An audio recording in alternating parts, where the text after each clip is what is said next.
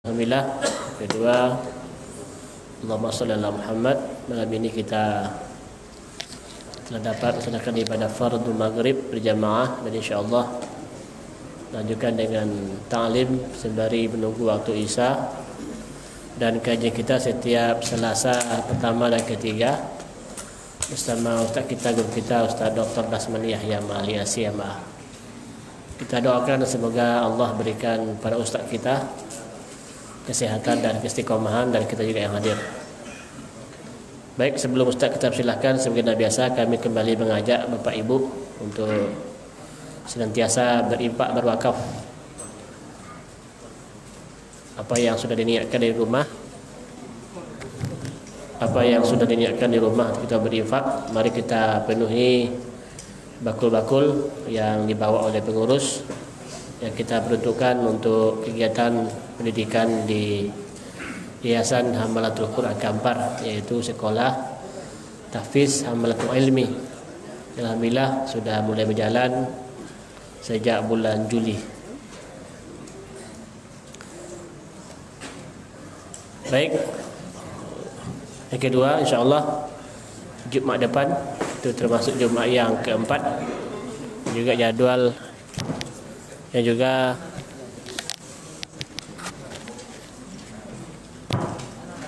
Jumat keempat juga jadual Ustaz kita, Ustaz Dr. Dasman.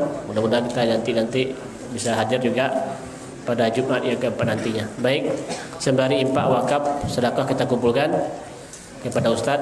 Waktu tempat kita sediakan, kita buka dengan membaca basmalah.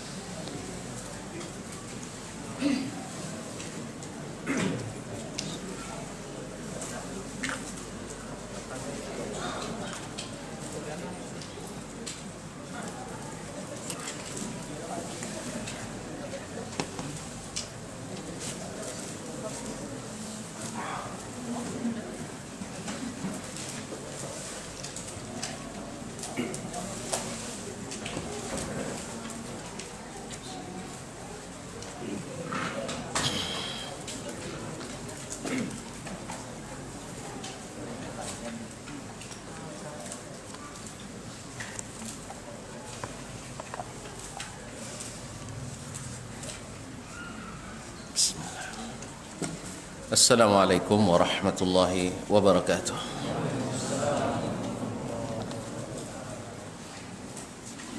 Alhamdulillahi rabbil alamin, wal aqibatu lil muttaqin, wala udwana illa 'alal zalimin. Ashhadu an la ilaha illallah wahdahu la syarika lah,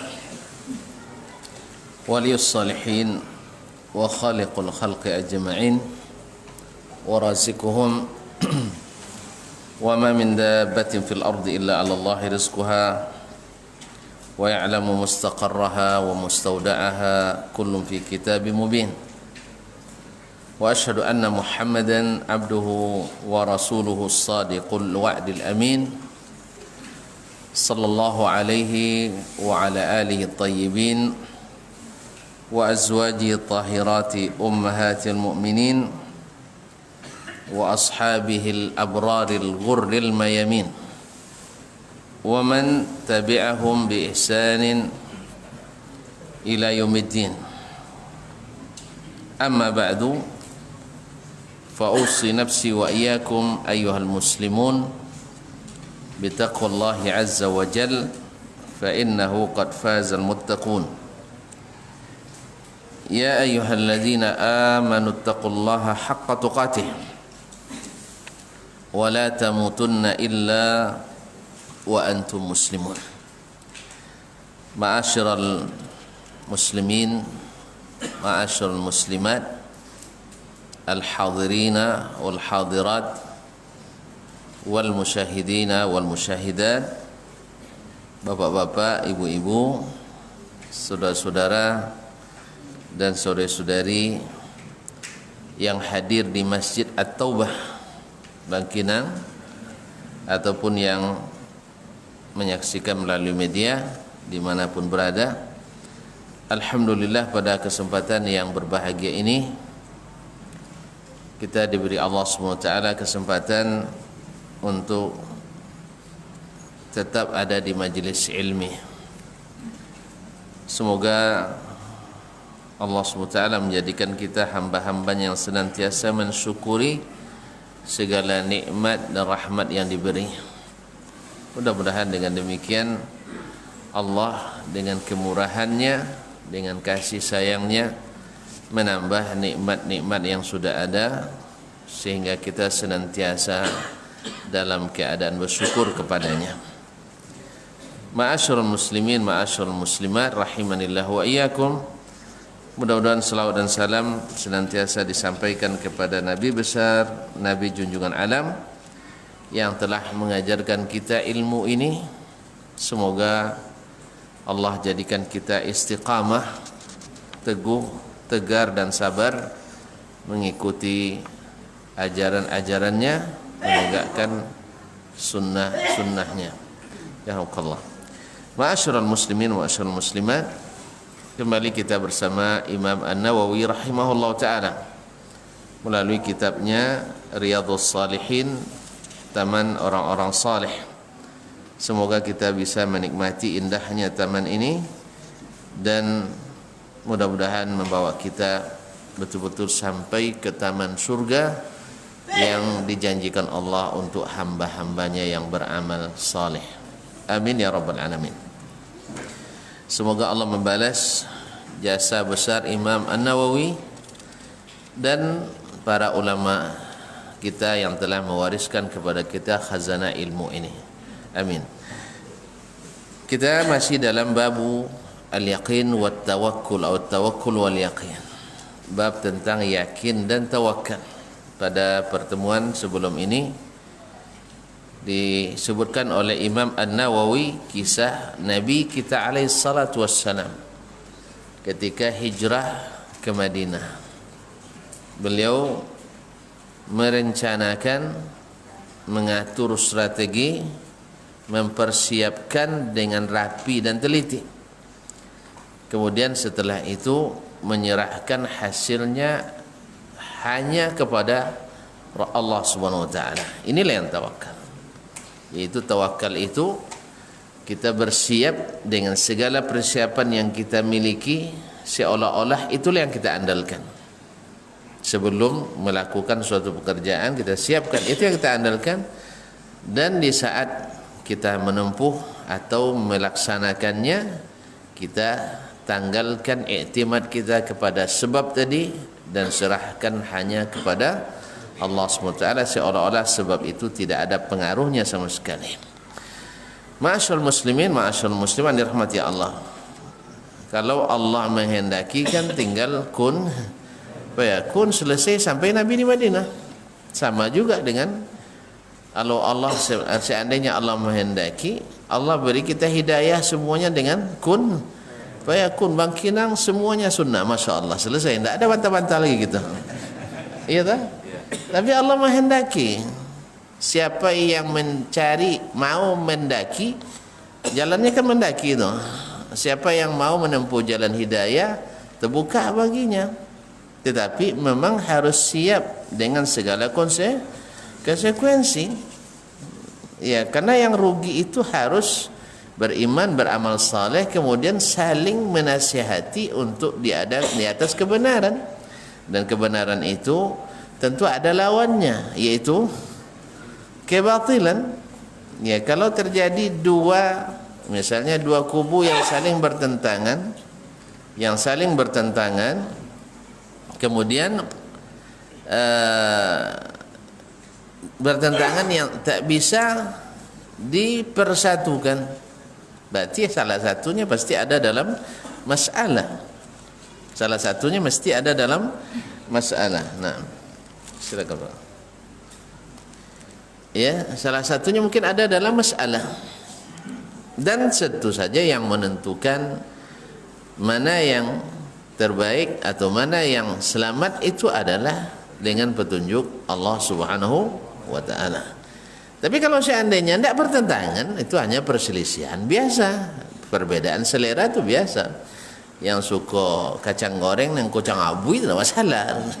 Masalah selera tidak masalah. Ya dah. Tapi kalau masalah agama, Allah jadikan kita atau Allah berikan terbuka kesempatan. Ni jalan wa hadainahun najdain. Kami tunjukkan kepadanya dua jalan yang mendaki. Jalan ke kanan, jalan ke kiri. Kalau Allah mendaki kan mudah tadi kan? Langsung turun kun fayakun, selesai. Semuanya dapat hidayah. Tetapi Allah ingin menguji siapa yang sabar, siapa yang tidak. Mudah-mudahan Allah berikan kita kesabaran dan ketegaran. Amin. Ma'asyiral muslimin, ma'asyiral muslimat dirahmati Allah. Itu Nabi harus berusaha. Apalagi kita yang tentu saja juga mesti berusaha mendapatkannya. Qala al-Imam an-Nawawi rahimahullah dalam bab ini at-tasi', yakni al-haditsu at-tasi' dalam bab ini. Itu hadis urutan ke-82 dari awal kitab Riyadhus Shalihin. Qala rahimahullah an ummil mu'minin, dari ummul mu'minin Ummi Salamah. Ummi Salamah masyhur di antara istri Nabi sallallahu alaihi wasallam yang banyak mewariskan ilmu Nabi kepada umat. Ya. Khususnya hal-hal yang berkaitan dengan keluarga. Dia pada awalnya suaminya Abu Salamah, lalu Abu Salamah meninggal dan menikah dengan Nabi alaihissalam. Ketika suaminya meninggal, dia bersedih, lalu Nabi ajarkan doa, Allahumma ajurni fi musibati wa abdilni khairan minhu. Ya Allah, berikanlah aku pahala pada musibahku ini dan ganti dengan yang lebih baik. Itu kan mantap tuh. Jadi kalau tuan-tuan nanti kematian suami atau istri, baca doa ini. Ya, baca doa ini. Ya Allah, beri aku pahala. Kan pahala penting kan? Kemudian beri ganti yang lebih baik, bukan terbaik, lebih baik dari itu. Jadi Ummu Salamah dengan itu dia baca pula doa tu. Cuma dia terfikir siapa yang lebih baik dari Abu Salamah. Abu Salamah itu Masya Allah akhlaknya kepada keluarganya, artinya dirindukan kedatangannya. Kehilangan betul lah Ummu Salamah. Kemudian hijrah dua kali hijrah ke Habasyah dan ke Madinah. Itu hijrah itu di zaman itu pahalanya luar biasa. Siapa yang hijrah itu surga, sama dengan jihad pada waktu itu. Kaum muslimin dan muslimat dirahmati Allah, siapa yang lebih baik dari Abu Salamah? Alhamdulillah tidak lama selesai iddahnya, datang lamaran dari Rasulullah SAW. Makbul doanya. Makbul. Maka tuan-tuan jangan bersedih nanti ya. Jangan sedih dah. Tidak, maksudnya jangan berlarut-larut kesedihannya. Ya, doa ya Allah. Itu ya. Ya Allah, beri aku pahala. Allahumma ajurni fi musibati wa abdilni khairan minha. Beri saya ganti yang lebih baik. Mudah-mudahan mustajab. Hah? Nambah lain lo doa. Iya kan? Nambah lain lo doa.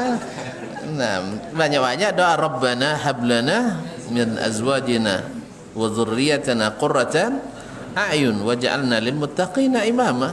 Nah, jadikan kami imam dari banyak orang bertakwa. Berarti tidak satu ya.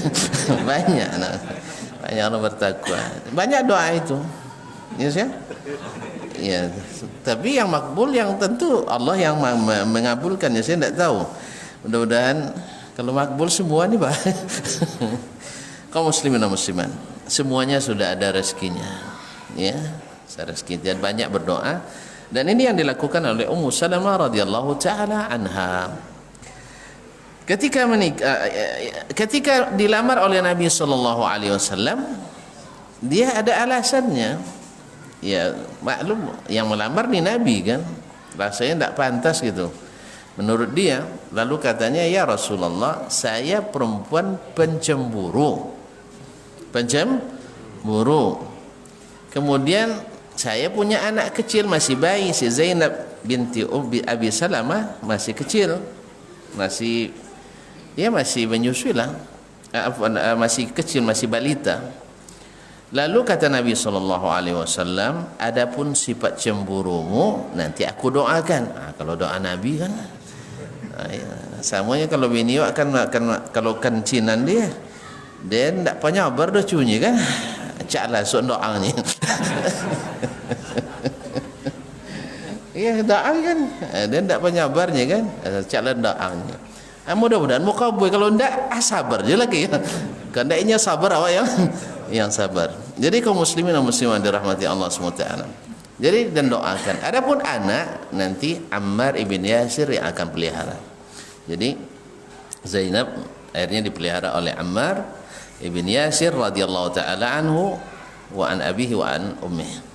Kemudian cemburunya, cemburu tidak bisa hilang. Kalau hilang tidak sayang, tetapi tidak berlebihan, dan didoakan oleh Nabi alaihi salatu wassalam. Wasmuha Hindun binti Abi Umayyah. Namanya adalah Hindun binti Abi Umayyah Al-Makhzumiyah, dari Bani Makhzum. Nama Abu Umayyah adalah Huzaifah, seperti disebutkan oleh Imam An-Nawawi rahimahullah ta'ala. Al-Makhzumiyah, Makhzum adalah kabilah besar di masa itu. Dia di Quraisy dapat bagian pertahanan, menteri pertahanannya dari Bani Makhzum. Yang pembawa bendera perang itu adalah Bani Makhzum. Makanya Abu Jahal itu dulu adalah dari Bani Makhzum, pembawa bendera. Jadi kalau nak mengibarkan perang dengan suku lain, maka Quraisy diwakili oleh Bani Makhzum. Kalau untuk pemegang kunci Ka'bah kan Bani Syaibah. Kalau untuk Suqya Al-Hujjaj, jadi sudah ada pembagian-bagian tugas. Demokrasi itu sudah ada zaman jahiliyah dulu. Ya, jadi demokrasi itu sudah tidak ada. DPR tidak ada di Makkah. Darun Nadwa namanya dulu. Darun Nadwa, bukan DPR, DN namanya. Darun Nadwa. Jadi pembagian-bagian tugas itu sudah ada. Nah, sekarang datang Nabi alaihi salatu wassalam.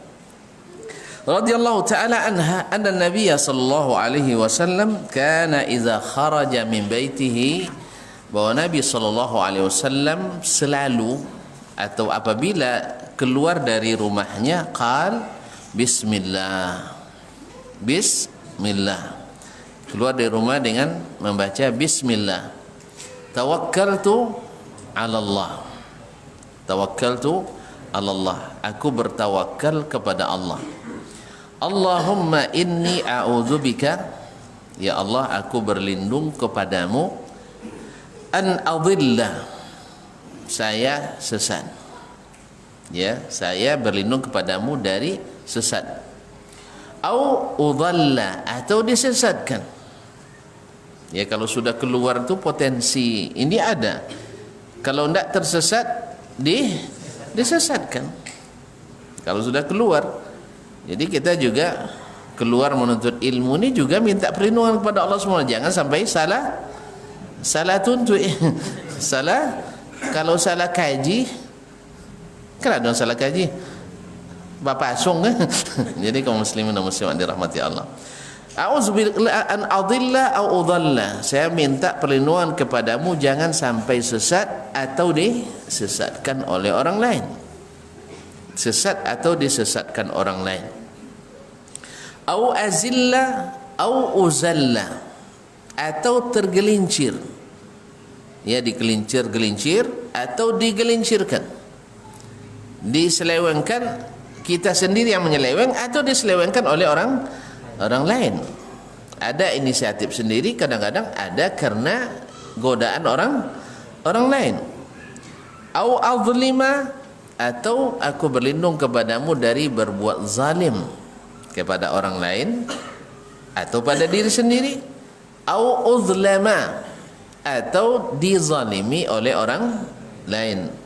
Dua-duanya kan tidak enak tuh. Zalim tak sanyaman, dizalimi apa lagi. Tu apa dia mau sabuk ke Jakarta gini? Kan dek masuk.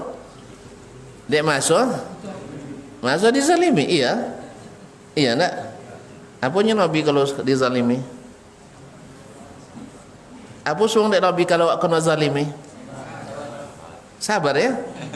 Mak sabar ada batasnya. Sabar sampai bila? Enggak sampai mati nyerah. Tidak ada batas. Sampai bertemu denganku di tepi telaga. Berarti jauh maksudnya. Jadi memang tu apa sabar ndak celenya zalim tahunya. Memang sabar kata zalim. Dia kalau adil enggak ada sabar lah tonton. Makanya harus dipahami hadis itu. Kalau la adil pemimpin perlu je sabar lah. Ketika zalim dia sabar. Jadi Nabi tak sabar dia sabarnya sabarnya. Sampai bila Rasulullah sampai basuh Judayn. Bila basuh Nabi? Di tepi telaga nanti. Di tepi telaga Koko nanti. Ya di situ nanti diketahui cinta yang diterima dan cinta yang tertolak. Maka tolong usahakan jangan sampai cinta kita bertepuk sebelah tangan. Jelas? Jelas tu? Agak tak jauh lebih bayar tu. Ditambah keterangan. Ini kalau tambah keterangan pasti terjadi khilaf ulama ekono kan? Terjadi khilaf. Kaum muslimin sebagian beralasan kaum salaf itu ya bila menghadapi penguasa tak pernah menyembunyikan kebenaran, dengan tegas berhadapan dengan penguasa menyampaikan kebenaran. Dibuat contoh kasusnya Sa'id bin Jubair ketika dihadapkan di depan Hajjaj bin Yusuf Al-Thaqafi. Hajjaj bin Yusuf Al-Thaqafi itu punya prinsip, siapa yang berdosa, siapa yang dijatuh dia dosa dan gantungnya. Artinya banyak ulama dibunuhnya, banyak ratusan ulama dibunuhnya, ribuan orang dibunuhnya. Asal tidak setuju dibunuh. Yang sampai nak ngorek penguasa tak? Enggak ada tuai lu deh. Nauzubillah. Dia sampai dituai. Nah, itu Hajjaj bin Yusuf. Nah, Sa'id bin Jubair dihadapkan di depannya, dia itu dipaksa untuk mengakui yang batil, dia tidak mau. Dia tegar, tetap mengatakan yang hak di depan penguasa. Baik. Demikian juga Imam Ahmad rahimahullah ta'ala ketika dihadapkan di depan 4 khalifah berturut-turut, mulai dari zaman Al-Ma'mun, setelah itu adiknya Al-Amin, setelah itu masih adiknya ya Al-Mu'tasim, kemudian Al-Mutawakkil. 4 khalifah dia dihadapkan untuk mengakui Al-Quran itu makhluk. Imam Ahmad tidak mau, tetap mengatakan Al-Quran itu adalah sifat Allah Subhanahu wa taala, berasal dari Allah dan kembali kepadanya. Tak mahu dia mengakui kebatilan, tetap tegar dengan kebenaran. Demikian juga Imam Al-Bukhari rahimahullah ketika terjadi di fitnah di depan Hakim Nisabur, sampai-sampai beliau harus meninggalkan Nisabur, gara-gara itu diusir. Beliau juga tidak mau mengakui kebatilan, tetap memperjuangkan kebenaran. Demikian juga seorang ulama di hadapan Mahmud Subuktekin, salah satu dari Raja Bani Saljuk atau yang lainnya juga dipaksa. Nah ini kaum muslimin dan muslimat ini betul bahwa mereka ketika berada di depan penguasa tidak menyembunyikan kebenaran, bahkan dipaksa mereka tidak mau mengakui kebatilan. Cuman apakah ini bisa dijadikan dalil untuk kita mengerahkan massa untuk menghadapi penguasa? Ini tidak benar. Sebab apa? Imam Ahmad pengajiannya dihadiri oleh 35.000 orang. Banyak. Awak datang 35, tak kena lah kadang sudah ada ya nak. Bosong dah ada. 35.000 orang. Sepanjang dia diuji, di fitnah itu tak pernah mengerahkan masanya ke hadapan penguasa. Jadi beda tak? Beda. Jelas? Demikian juga Imam Al-Bukhari. Sahih Al-Bukhari itu didengarkan langsung dari Imam Bukhari oleh tak kurang dari 120.000 lebih. Banyak. Tulis kitab dia langsung membaca sama jenya 1,000 lebih uang yang mengikuti. Tak pernah pula Imam Al-Bukhari 1,000 banyak waktu itu loh. Banyak. Hah? Iya. Pasukan kita melawan Romawi kan hanya 15.000, 30.000 paling banyak. Orang tu sudah 300.000. Kaum muslimin dan muslimat tidak pernah mengerahkan masanya untuk menghadapi penguasa tersebut, gubernur Nisabur itu. Demikian pula dengan Imam Ahmad bin Muhammad sudah tadi, Sa'id bin Jubair yang merupakan muridnya ratusan orang, murid setianya, tidak juga pernah mengerahkan masanya ke depan penguasa. Maka ini tidak bisa jadikan dalil untuk mendemo. Mohon maaf ya. Ya kita kan bezo aja diri enak. Iya. Bagi saudara-saudaraku yang demo menjadikan ini dalil tidak pas. Ya, dalilnya sahih, tapi cara pengambilannya tidak sahih. Artinya bila nanti Dasman misalnya disuruh atau dipaksa di depan penguasa, tapi jangan sampai enggak ya, didatangkan, akui misalnya ini, kalau itu batil, di situ saya diuji, tapi saya tidak boleh bawa jemaah masjid taubah. Beda ya, beda.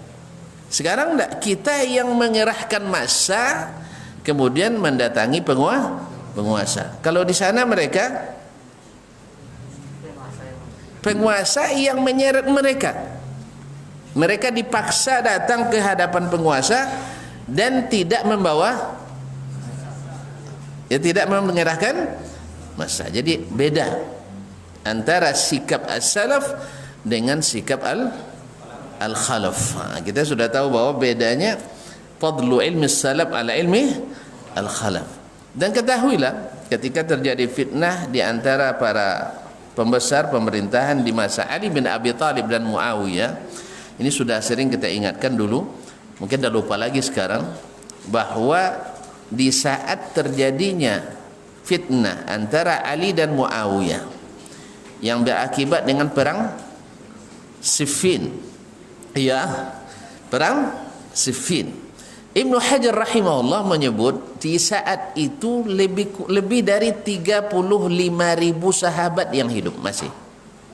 35.000 orang sahabat yang masih hidup. Coba lihat, yang ikut terlibat di dalam perseteruan itu, atau lebih tepatnya dalam khilaf tersebut, hanya, kata beliau, hanya lebih kurang 35 orang. Bukan 35.000, 35 orang. Berapa persen? Dari 35.000 10%. 10% 10 dari 1 je.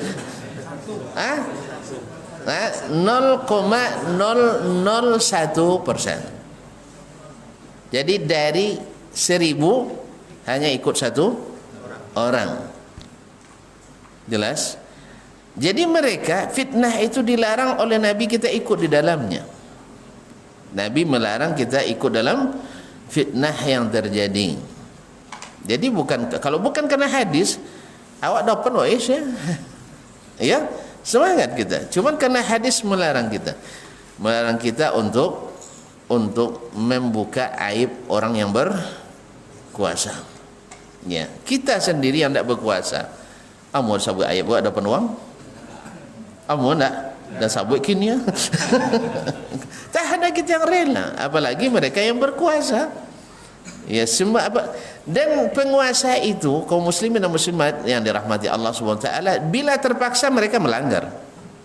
Kalau melanggar, siapa yang akan menghukumnya? Ya, awak juga kan kalah tu. Jadi kaum muslimin dan muslimat. Jadi dalil tadi betul. Para ulama ini menyampaikan kebenaran di depan penguasa tanpa tedeng aling-aling, kata orang Jawa.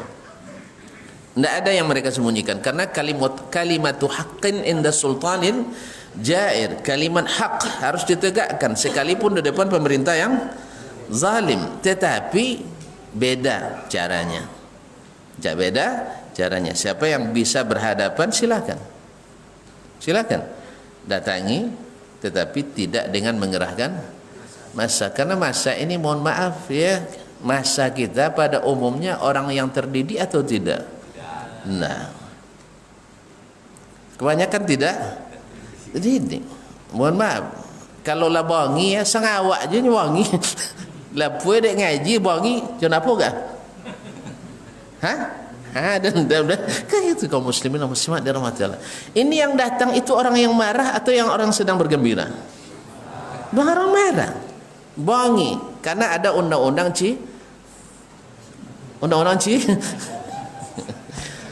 cilaka. Kalau bahasa awak cilako. Kaum muslimin dan muslimat dirahmati Allah SWT. Sebenarnya kalau kita masuk bab tawakal sekarang, kalau kita menyerah kepada Allah SWT, menyerah, serahkan segalanya, karena Allah sudah aturkan aturan-aturan, tinggal kita ikuti. Kalau kita ikuti aturannya, hasilnya akan lebih bagus daripada kita melanggar aturannya. Sebagian berbilang, bisa doa aja kini jinnya kan. Subhanallah. Bukankah Nabi SAW dulu berdoa dia ketika disiksa, ditolak dakwanya di Taif, ditolak dakwanya di Makkah, berdoa enggak dia? Berdoa. Tanah tidak ada miliknya dia, politik tidak ada di tangannya, ekonomi tidak ada di tangan. Apa yang diandalkannya? Doa.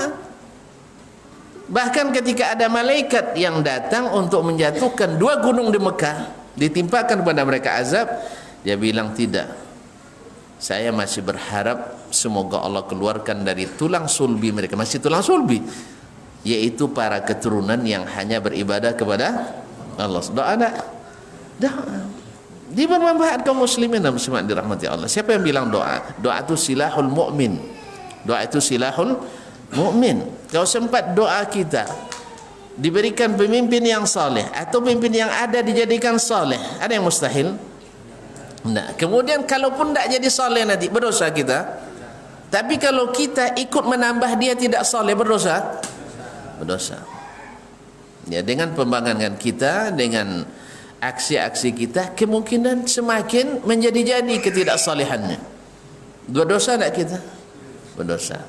Tetapi walau bagaimanapun, mudah-mudahan ya yang melakukan mungkin berijtihad pula. Tapi saya katakan ijtihad jadi keliru karena dalilnya sahih, pengambilan dalilnya tidak sahih. Tetapi kita doakan mudah-mudahan Allah SWT, ya kalau benar ada berpihak pada mereka, kita doakan semoga Allah terima. Ya tak? Dan kalau salah semoga Allah ampuni dan maafkan. Jangan pula kita terlalu mencaci maki pula. Ya, wang ini mendemo pemerintah, wak demo lu mereka dengan caci maki, itu keliruan, membalas kekeliruan dengan kekeliruan itu tidak boleh. Ya, kita doakan mudah-mudahan Allah bukakan pintu hidayah kepada saudara-saudara kita, karena memang mereka masih saudara kita berijtihad. Kalau tidak di demo sekarang maka disahkan, hancur kita semuanya. Kok itu ya? Kena ijtihadnya. Sebenarnya jawabannya jelas. Nabi SAW pernah diajak oleh sahabat untuk berdemo di Makkah. Artinya menunjuk kekuatan, bukan unjuk rasa lagi, unjuk kekuatan. Ya, Umar, tahulah tuan-tuan hebatnya Umar kan? Tetapi Nabi katakan jangan, kita tidak diizinkan. Sekarang kita bilang jangan, kita tidak diizinkan, karena Nabi mengatakan siapa yang punya nasihat yang hendak disampaikan kepada penguasanya, pemerintahnya, hendaklah dia berduaan dengannya, atau maksudnya pegang tangannya, ajak berbicara dari mata ke empat mata, dari hati ke hati. Oh, tidak bisa, tidak bisa, tidak wajib. Tidak bisa, tidak wajib. Kenapa dipaksakan juga? Melanggar yang sudah Allah dan Rasul gariskan. Kenapa dipaksa? Kalau tidak bisa. Tuan-tuan, kaum muslimin dan muslimat dirahmati Allah, sekarang kita demo, berhasil kita, besok kita di demo lagi. Sah? Yang di demo hari ini kan yang demo dulu ya. Betul tak? Yang di demo hari, yang demo juga dulu. Allah musta'an. Jadi ternyata itu tidak menyelesaikan masalah. Tidak menyelesaikan masalah. Yang menyelesaikan masalah itu tawakal kepada Allah Subhanahu wa ta'ala. Tapi berat memang. Sabar itu berat. Biar aku saja, kau tak akan sanggup ya. Makanya pahala sabar itu tak terkira banyaknya. Tak terkira banyaknya. Karena akan banyak dorongan-dorongan. Ya, orang yang ingin cepat memetik hasil itu banyak. Termasuk kita. Termasuk kita. Kadang-kadang terpaksa juga Ustaz, ikut-ikut kita. Ya, karena kita melihat, ya kadang-kadang ijtihad itu kan begini kaum muslimin. Mungkin dalil sahih sarih, tetapi kadang-kadang sebagian terpaksa melanggarnya.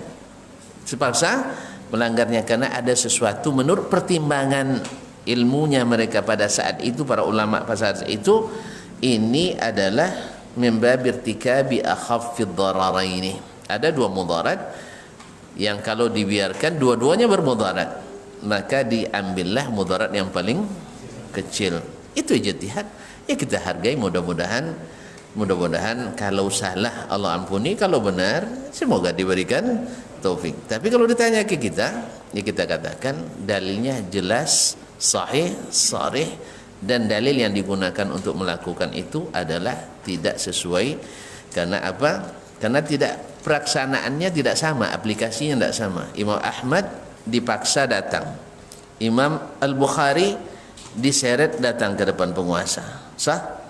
Dan Imam Sa'id bin Jubair ditangkap, dipaksa, bahkan beliau dibunuh akhirnya dibunuh karena tidak mau melegalisir atau memberikan legalitas kezaliman penguasa. Ya kalau antum nanti dipanggil ke depan, jangan menyerah, tapi doakan jangan sampai dipanggil. Nah, tapi kalau kita yang mengerahkan, ini terdapat dalam wallahu alam hadis salaf as-salih sepanjang yang kita ketahui. Di sinilah subuhat-subuhat itu datang, yaitu ada dalil cuman salah memahami, dan dalam istilah fikihnya itu tahqiqul manatnya tak betul, tanzilul manatnya tak benar. Dalil sahih dan itu sabit bahwasanya mereka itu tidak takut menyatakan kebenaran di depan penguasa yang zalim, itu betul. Cuman dengan cara mereka yang dipaksa, bukan mengerahkan massa. Kan beda ya. Sekarang kan masalahnya kita mengerahkan massa. Kalau bisa penguasa tidak mau ketemu begitu kan. Sudah dikerahkan massa pun tidak mau dia kan ketemu. Berarti kezalimannya masih kurang ya. Tolong jangan sampaikan itu. Ya, kan masih kurang tuh, tidak dipaksanya kita. Ya, Allahul musta'an. Baik, sudah azan? Alon, alhamdulillah. Allah masuk, itu yang maksud saya. Baik, silakan azan dulu. Kepandai yo bisa apa?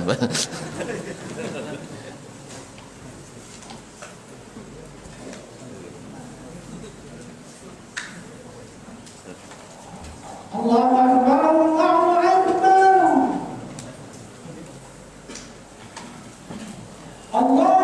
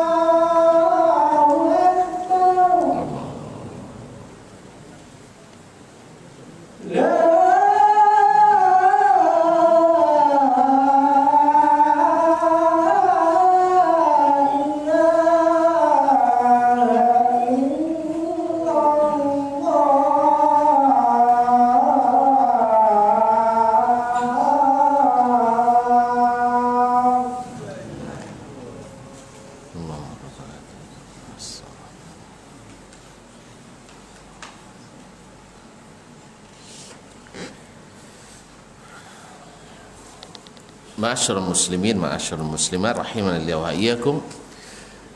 Kemudian Nabi melanjutkan doanya, au ajhala au yujhala alayya. Aku juga berlindung kepadamu ya Allah daripada berlaku atau bertindak bodoh atau orang lain yang berlaku dan bertindak bodoh kepadaku. Jadi berlaku jahil atau dijahili, menjahili atau dijahili orang. Jadi ini kaum muslimin dan muslimat dirahmati Allah, doa yang sangat besar sekali. Bismillahi tawakkaltu 'ala Allah.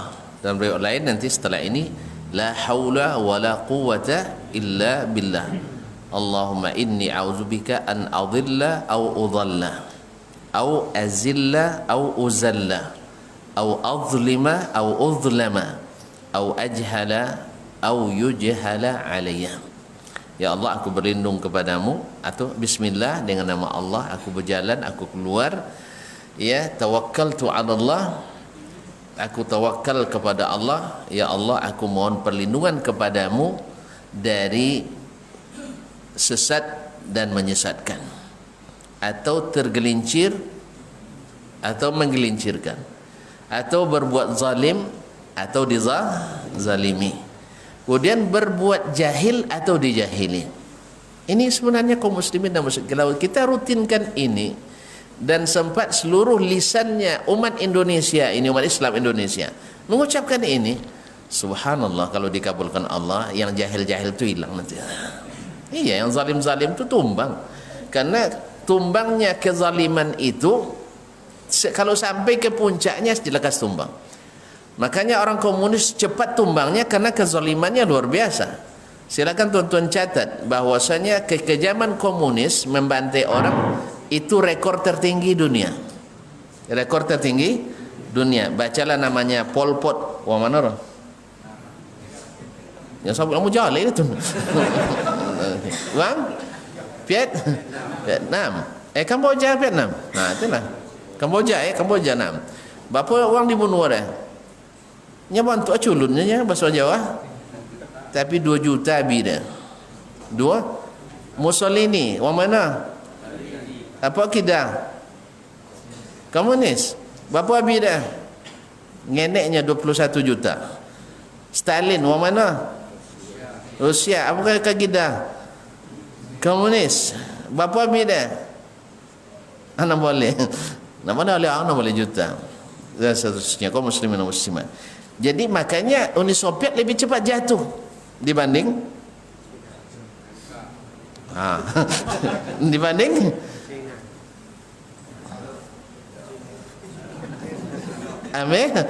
Amerika. Jadi kaum muslimin, yang semakin zalim itu semakin cepat tumbang. Tahuilah, Fir'aun kapan tumbangnya? Setelah sampai ke puncak kezalimannya. Namrud jatuh karena sampai ke puncak kezalimannya. Makanya kita mohon kepada Allah SWT, karena Dia yang memberikan kuasa, Dia yang mencabutnya. Kalau kita yang cabutnya, itulah nyawa kita perlu dicabut dulu kan?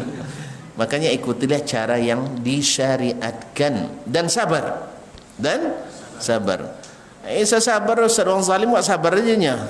Dosa dia kan, subhanallah, sabar berdosa. Tu bila awak sabar, soalah contoh ustaz pemimpin sok sabar kayak itu, jangan sabar lah, bersyukur gitu. Ya, kalau lah adil pemimpin tak ada sabar lagi tuan-tuan, tak ada sabar nasihat lah. Maka nasihat Nabi itu ketika pemimpin zalim. Apalagi kezaliman tak lah sampai contoh Fir'aun sampai kan tak. Kalaupun zalim misalnya tak sampai. Alun sampai contoh Stalin Allah sampai. Alun lah Mussolini Allah. Subhanallah kaum muslimin dan muslimat dirahmati Allah. Indonesia walaupun zalim tetap santun juga. Itu Indonesia. Zalim pun masih santun gitu. Nah, kalau masuk politik aja dan atur. Itu nak atur. Saya nak ikut. Jadi kaum muslimin dan muslimat, itu orang Indonesia yang terkenal santun lah. Maka bersyukurlah tuan, jangan gara-gara kita yang menghidupkan api-apinya ini ke kaum muslimin dan muslimat. Ketahuilah bahwa sebenarnya dalam khutbah sudah sampaikan kemarin, penyebabnya adalah kita sendiri. Sibuknya adalah kita sendiri. Kita melaksanakan Al-Quran Sunnah masih pilih-pilih. Iya enggak? Berita dari Allah dan Rasul sesuai je tak diakui, kalau enggak tolak. Itu tu bila kan Allah kan semua memberi pertolongan. Ibadah demikian juga disuruh kita ikut enggak, ikut kurangnya wak tambah dengan yang lain. Iya, itu ada, silakan baca hadisnya, ada tentang itu. Setelah itu makanya kita tak akan pernah bersatu. Sebab apa? Kita tidak menyatukan umat dengan apa Nabi menyatukan umat. Kita tidak menyatu dengan pikiran kita. Mana kan bisa sepikiran awak saya? Ya nak? Tak bisa sepikiran kita. Maka satukanlah dengan apa Nabi menyatukan umat ini. Jangan, partai demi Allah tak akan menyatukan. Ya, ormas tidak akan menyatukan kecuali orang yang sepaham. Ya, itu pun mulai mulai je tak sepaham ni. Nah, mulai tak sepaham. Sawak sauma aja. Sauma kalau nak bersatu jangan pikiran ikut. Tapi ikutkan aturan Allah semua syariat. Ya nak, kalau mau nak pikiran awak duma bakojo lah biar pada nyokalu ni kan. Ya. Nyebini ke awak. Banyak kojon pada abang lainnya. Abang bagaji dan indak. Kan itunya. Kan itunya. Awak kalau bagaji, berapa gaji? Nah, awak kalau bagaji, ya tak? Inya doma, inya nampak yang lambek lolok, inya paling capek, jago, kojo, indak pakai absen lah, sodo tanpa batas. Awak kalau 8 jamnya, berapa? Bagaji inya, ndak gaji. Mak pikiran, ada yang pemimpin namanya bangnya, ya? Nah. Makanya banyak amak-amak nak menguasai rumah gara-gara itu, karena ingin pikirannya. Tapi aturan syariat tidak. Engkau wahai para istri memang tak bergaji, tetapi sodopiti suami tu habis nak kau. Iya dah. Ha? Kecuali tonton pandai mondok. Kalau pandai mondok itulah lain dia. Tapi kalau rata-rata kan piti awak habis dah. Dah. Iya beda bini ya ndak? Tidak apa bini saya. Jadi kembali kepada masalah tadi. Jadi kita minta bahawa doa kita, tawakal kita kepada Allah setelah melaksanakan apa yang diaturkannya. Makanya pelajari agama ini secara utuh. Bagaimana Nabi SAW menyikapi politik. Ada. Ya, ada. Bukan masalah baru ni. Dari dulu orang sudah punya ada kekuasaan dia tak? Makanya Nabi nasihati, ini caranya. Sabar kalian. Kalau tidak sabar, ya Allah nanti moso dan beri pertolongan. Tapi kalau kita sabar, insya-Allah, maka banyak-banyak berdoa ni. Setiap keluar rumah baca doa ni ya. Jangan sampai dizalimi dan sampai jangan menzalimi. Jangan sampai menjahili dan sampai jangan sampai dijahili. Nyaman hidup itu kaum muslimin dan muslimat dirahmati Allah SWT. Mudah-mudahan Allah berikan kita hal-hal yang kita inginkan. Kita selesaikan aja lah hadisnya pendek-pendek setelah ini. Jadi hadis yang kedua, kenapa kita baca doa itu, atau hadis yang maksudnya hadis setelahnya, hadis yang ke-10, an Anas radhiyallahu ta'ala anhu, dari Anas ibn Malik radhiyallahu ta'ala anhu, qala Rasulullah sallallahu alaihi wasallam, dia berkata Rasulullah sallallahu alaihi wasallam bersabda, man qala, siapa yang membaca atau mengatakan, yakni iza kharaja min baitihi, di saat dia keluar dari rumahnya. Apa yang dibacanya? Bismillahi tawakkaltu ala Allah, dengan menyebut nama Allah, aku tawakal kepada Allah. La haula wala quwwata illa billah, tidak ada daya dan upaya kecuali dengan Allah Subhanahu wa taala. Dah menyerah sepenuhnya kita. Lalu dibaca doa yang tadi.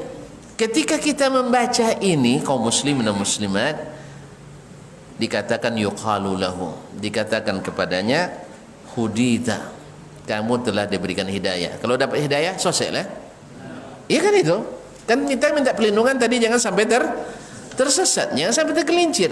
Kalau sudah diberikan hidayah, insya Allah tak tergelincir, tidak akan tersesat. Baik. Wa kufita, aku sudah dicukupkan. Artinya tak akan ada lagi yang bisa menzalimi kita, karena ada yang ada pembela kita. Naam, wa wuqita, dan engkau dijaga. Kalau dijaga tidak bisa lagi membuat jahil dan dijahili. Kalau kita merasa dijaga oleh Allah, tidak ada lagi. Makanya syaitan alaihi la'natullah wa tanahha anhu syaitan. Kalau sudah demikian, syaitan pun menjauh. Tengok-tengok je tapi tang jauh. Kalau lewat di doket dia, kalau enggak. Makanya kaum muslimin dan muslimat dirahmati Allah, orang kalau ingin muwaffaq langkah kita dalam di luar rumah kita, baca doa ini, insyaallah syaitan akan menjauh. Nyalai si baca enggak? Bukannya sasa doket-doket syaitan kau. Iya. Bangkit setan dengan lainnya kan itu kan. Bangkit setannya itu. Jadi kaum muslimin tolong dibaca. Bismillahi tawakkaltu 'ala Allah, la haula wala quwwata illa billah. Sudah itu dah hafal dah. Bismillah kan hafal. Tawakkaltu 'ala Allah hafal. La haula wala quwwata illa billah hafal. Subhanallah. Itu baru di dunia kaum muslimin. Di akhirat ternyata yang paling menggembirakan kita itu adalah di antara pahala tambahannya zikir. Zikrullah.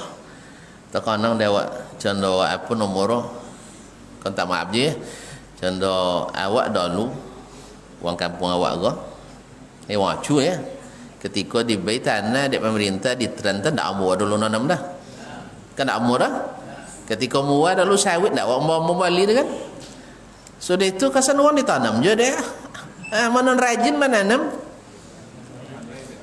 ketika sawit bahal botan tu apa ndak tu dan punya. Demikian juga lebih dari itu tentunya di akhirat nanti ketika kita melihat hasil zikir kan satu subhanallah, satu tasbih, pohon di surga. Yang semakin banyak pohon semakin rindang enggak? Semakin nyaman enggak? Apalagi pohon surga. Yang sebatangnya sabda Nabi alaihi salatu wasallam, yasirur rakib fi dhillihi, seorang pengendara kuda berjalan di apa namanya di bawah rindangannya 1 tahun tidak selesai. Itu terbayang pendapat ponek itu tidak ada capeknya di surga, tidak ada capeknya. Kalau tak percaya masuklah. Iya, ya karena tidak ada capek, tidak ada capeknya di sana. Nah, jadi kaum muslimin dan muslimat dirahmati Allah SWT, untuk silakan buka surah As-Saffat bagaimana Allah SWT menyifati ahli surga bahwa alla taju'a fiha wala ta'ra, kamu tak akan merasa lapar dan juga tidak akan telanjang di dalamnya. Naam, wala tadha, dan juga tidak akan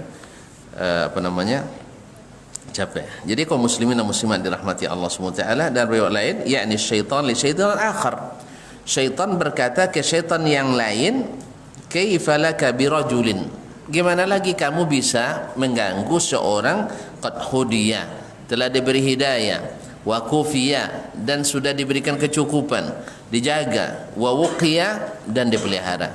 Jadi syaitan angkat tangan dia. Angkat tangan. Bismillah tawakkaltu 'ala Allah, la haula wala quwata illa billah. Hadis yang terakhir dari bab ini masih bab tawakal. An Anas radhiyallahu taala anhu, dari Anas radhiyallahu taala anhu qala kana akhawani ala ahdi Nabi sallallahu alaihi wasallam, ada dua orang saudara di zaman Nabi alaihi salatu wasallam. Wa kana ahaduhuma ya'ti an-nabiy sallallahu alaihi wasallam wal akharu yahtarif. Salah satunya datang ke majelis Nabi nuntut ilmu.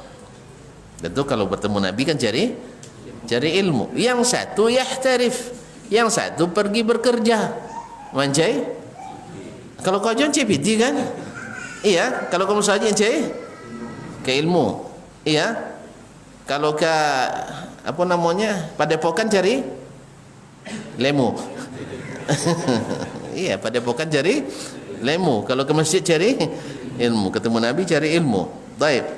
Fasyakal muhtarifu akhahu lin Nabi sallallahu alaihi wasallam.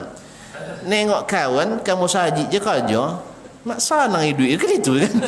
Awak bertugas lumus mencari penghidupan. Akhirnya dia ngadu ke Nabi sallallahu alaihi wasallam. Bawa cara Nabi, ikut kamu saja aja kerjanya makan je kan. Apa kata Nabi alaihi salatu wasallam? Faqala la'allaka turzaqu bihi. Jangan kau remehkan dia ke masjid itu. Jangan-jangan Allah mudahkan rezekimu karena dia. Jangan-jangan Allah mudahkan rezekimu karena dia. Kita melihat kaum muslimin, orang-orang yang pemurah, yang membantu saudara-saudaranya, yang membiayai adik-adiknya untuk sekolah dan untuk ilmu, Allah buka lapangkan rezekinya. Tapi setelah selesai orang itu sekolah, sempit dia rezeki. Iya, ada sebagian. Makanya teruskan berbuat baik itu. Jangan pikirkan, karena yang berrezeki itu bukan adik kita, bukan saudara kita, bukan mak kita. Yang rezeki itu Allah SWT, dan Allah suka kita berbagi. Kan begitu. Kemarin kan kita katakan siapa yang kesatria sejati itu seperti apa? Orang yang bila diberi ingat orang lain. Jadi ketika dapat rezeki ya, kau dapat piti banyak. Kau jualan misalnya talu, anjur talu misalnya. Nola dapat sebulan 50 juta. Kini dapat 75 juta. Ya Allah, 25 kau untuk dia nyelah untuk taubat. Ha, misalnya kan dah temonya kan? Lemo Ustaz ya? Temo. Mungkin wallahu alam, mungkin diuji dulu nanti. Bulan depan dapat 40 lagi kan? Misalnya, jangan putus asa, nanti Allah akan tambah. Kalau tidak tambah jumlah, tambah barakah dan tambah pahala. Yang jaliak kan tak jabi lah. Kalau mau bintar sebanyak itu kan tak kan? Berarti kita berlebih rezeki kita. Cuman dikurangi sedikit dari kelebihan itu. Dan Allah janjikan sesuatu yang ini harus terjadi pada diri kita. Setiap ada rezeki, ingat orang lain. Ya tentu saja yang paling dekat dengan kita yang kita ingat, mak kita, ayah kita, abang adik kita, saudara mara kita, dan tentu saja siapa-siapa yang paling dekat dengan kita insya-Allah. Dan yang lain yang tak terkenal jangan mau mopek pula lah. Insya-Allah Taala menggerakkan hati tu. Mohon maaf, apa sering ngoji boso jika misalnya amo kalu boso jitan payang ulun tadi apa dah ndak je tak kanang nyerah. Itu jadi mopek jen dia mopek. Kalau mopek sakit hati, kalau sakit hati dah mamak dah. Jadi berdoalah, ya Allah kanang jolah dan ndak harinya kan itu kan. Jadi doakan, minta lagi kepada Allah SWT. Mudah-mudahan apa hubungannya ini hadis ini dengan bab tawakal. Dengan bab tawakal. Dia kan mengadukan dia yang je seorang bekerja untuk, ya kan? Panik dia ndak. Saya kena dapat kalau lebih dua bekerja banyak dapat. Maka Nabi katakan tawakal kepada Allah. Jangan-jangan karena usaha adik mencari ilmu dan amal, dengan itu kamu dapat rezeki. Jangan andalkan sebabnya. Kalau bawa dua kan hitungan ke, kalau bawa dua lebih banyak kan? Allah tentu lah. Allah tentu. Iya enggak? Kalau tak percaya, saya tengok. Manon banyak ke pencaian awak pada adik je lah. Non seorang kau pencaian berlimo dapat seorang ni kan? Awak lah kerja sama bertiga, ugi dapat. Iya. Ada dah. Yang Allah lebihkan di situ, Allah kurangi di sini. Tetapi alangkah indahnya ketika yang lebih membantu yang kurang tadi. Wallahu ta'ala alam. Itu munasabah hadis ini. Jangan kau andalkan usaha bersama itu. Yang inginnya ya Rasulullah, dia yang tahu bekerjanya harus bekerja saja kan itu kan? Enggak. Dia diberikan Allah peluang untuk cari ilmu, nanti dia berbagi ilmu itu kepadamu. Dan kamu diberikan Allah peluang untuk cari harta, maka kamu peluang membagi harta dengan saudaramu. Kan tak masalah dah. Ada orang masuk surga dengan ilmu, ada orang masuk surga dengan harta. No nancak kau dua, ini nancak. Kau dua ilmu ada, harta banyak. Iya banyak diinfakkan. Kalau banyak tapi ndak nitiuk, okey ndak aja kan tampil lah, ndak bisa. Nya minimal nitiuk jadilah. Jangan ndak, walaupun ndak tampil kan ampur kan. Tapi kalau nitiuk pun tidak, ini bahaya. Tahu nitiuk. Buat contoh. Jadi harus ada. Nah, banyak tapi tidak ada yang mengambil manfaat daripadanya. Ini harta tidak barakah. Ya, dakwah tidak ada di situ. Bagian ahlul qurba tidak ada di situ, zawul qurba. Bagian janda, kan janda kan boleh dibantu kan? Boleh kan? Nah, karena as-sa'i 'alal armala, yang berusaha menghidupi janda itu kal mujahidi fi sabilillah, seperti orang berjihad fi sabilillah. nak kena pahala tuan-tuan. Iya, tapi jangan salah-salah pun. Iya, kalau salah apa orang baloh. Ya, artinya memang tujuannya hanya membantu. Ya. Siap. Mas itulah maksudnya, karena ada anak yatim tu maksudnya. Enggak tahu kita macur. Ini mata masa di jalan sampai-sampai nampak. Jadi datang fadilat tu karena ada anak yatim tadi. Nah, karena apalagi kalau memang anak itu orang tuanya meninggal, artinya bukan karena cerai tapi karena meninggal dunia. Dan ini sangat perlu untuk diperhatikan. Tidak diotin muka suira ya. Diperhatikan kehidupan mereka. Ini beda otin bezo dengan ya. Otin bahasa awak kan. Jadi diperhatikan nasib mereka baik secara kolektif maupun secara individu, tapi tetap harus berhati-hati. Ini baik kalau nampak lo kalau ada bola ulang kau ken doang. Alah lo lenyi kan itu. Jadi oleh sebab itu ini diantara hadis-hadis dan ayat-ayat di awal-awal dulu sudah sebutkan bahwa tawakal itu sangat menentukan arah dan arus kehidupan kita. Maka barangkali dengan banyaknya kita mendengar ayat-ayat Al-Quran, hadis-hadis Nabi tentang makna tawakal ini, mudah-mudahan semakin membuat kita yakin dan tawakal dengan apa yang Allah dan Rasulnya sallallahu alaihi wasallam ajarkan, sehingga dengan demikian kita tidak mencari lagi yang lain, karena bunganya di sini banyak, harum-harum, yang di luar belum tentu bunganya harum, ya, apalagi dapat bunga bangkai kan. Nah, ambillah bunga-bunga di min kalami sayyidil mursalin, dari perkataan penghulunya para rasul alaihi afdhalus salati wassalam. Baiklah kaum muslimin, besok insyaallah kita akan masuk pada babul istiqamah insyaallah taala, dan ini juga bab ya Imam An-Nawawi masyaallah. Ya, Imam An-Nawawi rahimahullah taala mengatur bab-bab ini saling sinkron dan saling munasabah.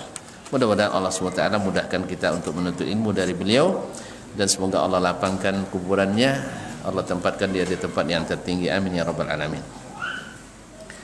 Ada pertanyaan nih kaum muslimin, mudah-mudahan satu-satunya pertanyaannya ya, dan mudah-mudahan bisa pendek jawabannya, tapi kalau tengok poinnya payah juga nih. Assalamualaikum. Waalaikumsalam warahmatullah. Apa masih boleh seorang istri bertahan dengan suami yang tidak salat dan tidak berpuasa? Sudah sering dinasihati, tidak juga berubah. Kalau orang bahasa awak kan, ya tidak juga awak ni.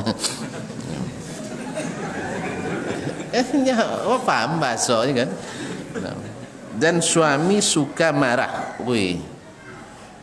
Nah, seandainya dinasihati dan sudah disampaikan hukum-hukum agama kepadanya, kaum muslimin dan muslimat, antara tidak salat, antara tidak puasa dengan suka marah, memang kalau tidak salat, tidak puasa, memang pambangi, sekawan, memang sekawan. Sudahlah tidak salat, pasti tidak tenang hati. Lah sudah tidak puasa, pasti tidak bisa nahan pun. Karena puasa itu kan intinya sabar. Makanya di puasa ada 3 kesabaran: sabar berbuat taat, sabar dari berbuat maksiat, dan sabar terhadap musibah lapar yang sangat dahsyat. Musibah terbesar kan lapau. Iya nak? Awak kan tak takut lapau, tidak demo gini mah. Tak takut lapau tu. Kalau nak tahu kita tak tahu ya. Tak awak kan atur rumah mata-mata undang-undang cila. Nah, kaum muslimin dan muslimat dirahmati Allah, karena takut lapar. Padahal kita yakin sebenarnya semuanya bahwa rezeki kita tidak ada di undang-undang. Rezeki kita bukan di pemerintah. Dan pemerintah apalagi ke demokrasi, di mau tahu mau balik kan? Mana tentu orang kinang sok jadi presiden kan? Mana tentu? Kan ya enggak? Nyerah lupa Jokowi tidak sanggup jadi presiden doang kan? Nyuang. Baiklah kaum muslimin dan muslimat. Jadi orang tak puasa, tidak salat, pasti pemarah. Oleh itu siapapun yang ingin menghilangkan marah dan siapapun yang ingin hatinya tenang, maka disinilah puncanya, harus rajin salat, dan laki-laki berjamaah di masjid tepat waktu, kemudian wajib berpuasa, baik yang wajib maupun yang sunat. Kalau lah qada tidak cukup dia wajib buat yang sunat ke. Tapi kalau lah cukupnya tidak cukup kan. Wallahu alam. Jadi kaum muslimin dan muslimat dirahmati Allah SWT. Nah, sekarang pertanyaannya, apakah suami yang seperti ini masih boleh dipertahankan? Ini berkaitan dengan hukum orang yang meninggalkan salat. Orang yang meninggalkan salat. Dalam hal ini ulama berbeda pendapat. Pertama, setelah mereka sepakat bahwa siapa yang meninggalkan salat diiringi dengan mengingkari wajibnya salat. Siapa yang meninggalkan puasa dengan mengingkari wajibnya puasa. Ini tidak ada khilaf lagi di antara ulama keluar dari Islam. Nah, orang suami yang seperti ini atau orang yang seperti ini segera kembali ke Islam, bertaubat kepada Allah Subhanahu wa taala sebelum terlambat, mengingkari wajibnya. Sedangkan kalau dia akui wajibnya, nah kalau yang pertama mengingkari, kalau dia tidak mau dinasihati, mau tidak halal lagi istrinya baginya. Ya, tidak halal lagi istrinya yang muslimah baginya, karena orang kafir tak boleh menikah dengan orang muslimah. Kalau seandainya itu terjadi secara otomatis, kalau dia tidak mau, karena tidak tahu tadi kan, sebagian besar kan karena tidak tahu, tidak mungkin kalau kita akan katakan kafir, dia tidak mau kafir itu, tidak mau. Tapi harus diingatkan, mudah-mudahan bisa bertaubat kembali kepada Islam. Karena kalau tidak keluar dari Islam, tidak ada khilaf di antara ulama. Radikal tahu? Bukan. Nah, bukan, kita kan tidak masa orang masuk Islam kan. Jadi kaum muslimin. Yang kedua, dia akui wajibnya tetapi tidak melaksanakannya. Kan awak banyak kan itu gini kan? Wah, akuinya tapi iya tianya tapi tidak bisa nih. Nah, itu masih banyak. Iya. Alul masuk.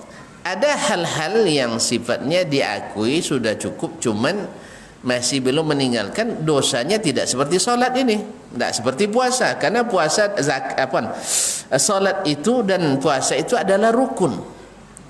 Barangkali juga zakat tidak juga bahayu orang nyepai yang bayu zakat pada puasa oleh iya, betul tak?